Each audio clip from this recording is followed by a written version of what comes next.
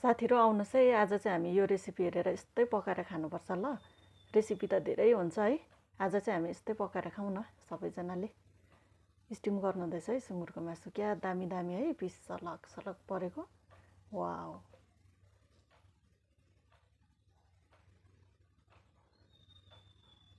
Steam पनि भइसकेछ। चिम्टाले चाहिँ निकाल्नु हुँदैछ, बोलमा खनाउनु हुँदैछ सबै। अब पिसेको मसलाहरू, पाउडर मसला, खोर्सानी, सबै ससहरू मिक्स गर्नु हुँदैछ है। क्या दामी कलर आयो। फ्राईको लागि तेल खराउनु हुँदैछ। सुँगुरको मासुबाट त निस्किहाल्छ है, त्यहीबाट पल्टाइ पल्टाइ मजाले पकाउनु हुँदैछ है। Wow, finally ready. वाउ, खाउँ खाउँ लाग्ने भइहाल्यो नि। दामी दामी।